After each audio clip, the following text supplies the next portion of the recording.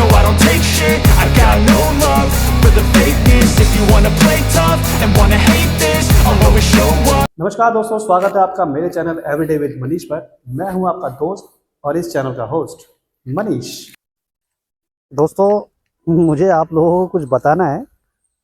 क्योंकि कुछ ऐसा हुआ है कि शायद मेरा पोपट बन गया है। शायद, कंफर्म नहीं है, पहले ही फैसला कर ले। क्योंकि शायद मुझे अभी लोगों को पहचानने की इतनी समझ नहीं है। एक्चुअली क्या है कि हमारे पड़ोस में एक फैमिली आके रुकी हुई है किराए पर, और दिवाली से 2 दिन पहले वो मेरे घर पर आए। कहने को फैमिली वेल सेटल्ड लगती है, लेकिन जैसा दिखता है वैसा होता नहीं है। अब अगर तुम लोग नए हो तो सब्सक्राइब करो, वो जो लाल वाला बटन है उसके साथ स्कैम करो या फिर महफिल जमाओ, मुझे नहीं पता, बस क्लिक हो जाना चाहिए। तो वैसे मैं इसलिए कह रहा हूँ क्योंकि दिवाली से 2 दिन पहले वो मेरे पास कुछ पैसों की मदद मांगने के लिए आए।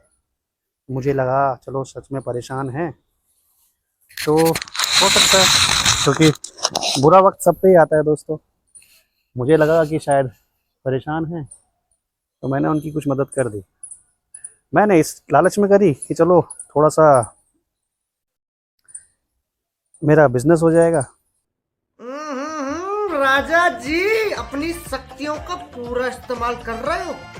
क्योंकि शायद मैंने अपने ही ऑफिस से ये सीखा है कि दूसरे की मजबूरी और अपना फ़ायदा। तो मैंने कहा चलो इस ट्रिक को हम भी अपनाते हैं, लेकिन मैंने नाजायज़ चीज़ नहीं ली।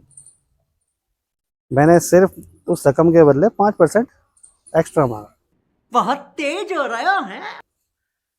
लेकिन क्या हुआ कि जिस हिसाब से उन्होंने कहानी बताई थी, अब वो कहानी मुझे झूठी लग रही है। तो पता नहीं शायद पैसा वापस होगा या नहीं होगा, कहानी को समझ नहीं आ रही है। हालांकि मैंने जो डॉक्यूमेंट्स लेने चाहिए थे, जो चीज़ें लेनी चाहिए थी, वो मैंने ले तो लिए है उनसे, लेकिन फिर भी शायद मुझे अभी भी इंसान पहचानने की समझ नहीं है। असल में क्या होता है दोस्तों कि मेरे अंदर ना छल कपट नहीं है। नेवर।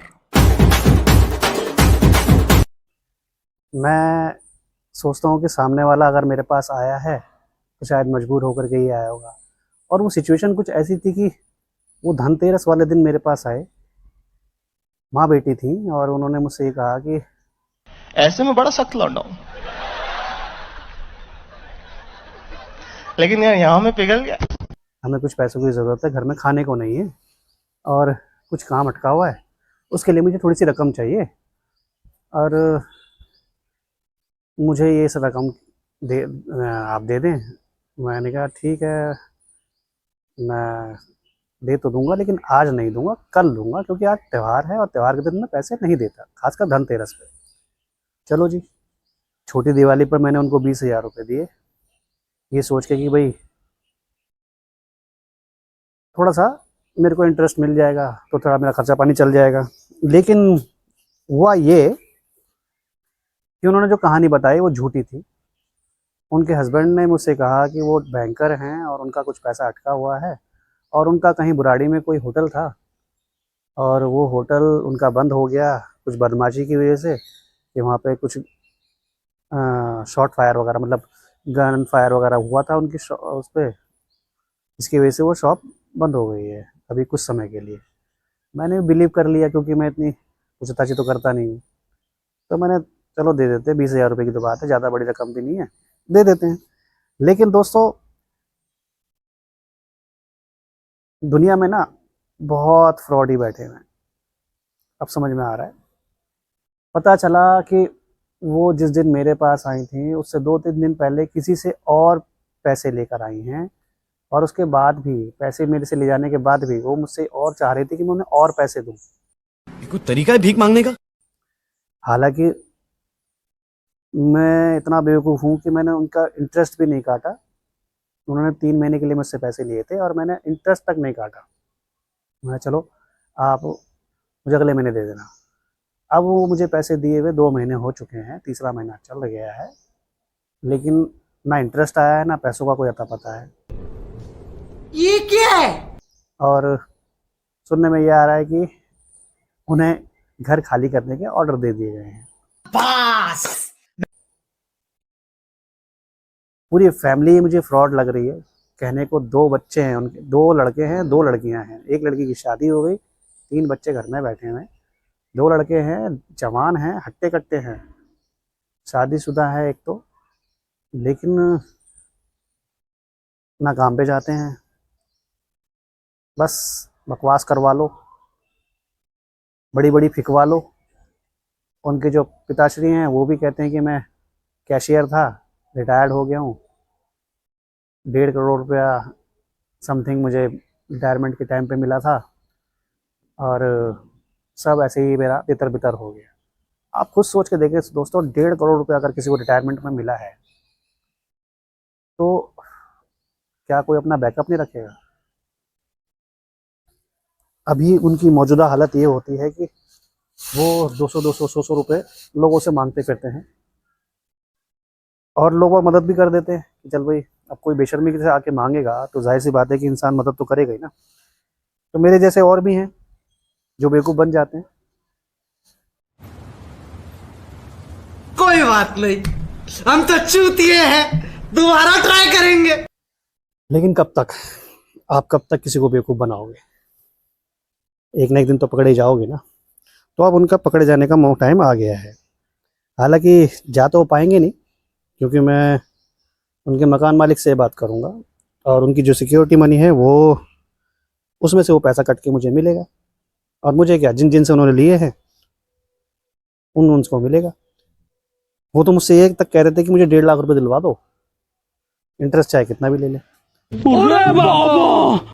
अच्छा हुआ कैसा नहीं करवाया, नहीं तो मैं भी फंस जाता और जो देता वो भी फंस जाता, क्योंकि मेरे पास तो इतना है नहीं। लेकिन हाँ, इतनी मार्केट बना रखी है कि हाँ, दिलवा सकता था, लेकिन 20 हज़ार में कहानी टल गई। ये बहुत बड़ी बात है। ये कोई लिया दिया था दोस्तों जो आगे आ गया, और मैं इस फ्रॉड से बच गया, वरना बहुत बड़ा नुकसान भी हो सकता था। वैसे ही मेरा 15-16 लाख का नुकसान हो चुका है, और मैं नुकसान झेलने की हालत में नहीं हूँ। लेकिन बस भोले बाबा की कृपा है जो मैं बच गया, वरना तो काफ़ी बड़ा नुकसान हो सकता था मेरा। लेकिन वही है दोस्तों, लोग बाग कैसे कहानी बना करके लोगों को लूटते हैं, ये समझ में आ रहा है। दुनिया में फ्रॉड ही बहुत घूम रहे हैं, बहुत ज़्यादा फ्रॉड ही। तो इसकी मूर्ति बननी चाहिए। आगे के लिए कान पकड़ लिए हैं दोस्तों कि अब सोच समझ के ही किसी की मदद करेंगे, क्योंकि लोग रो के सुना तो देते हैं, बाद में पता लगता है कि बाहर निकल के कहते हैं साला चूतिया था।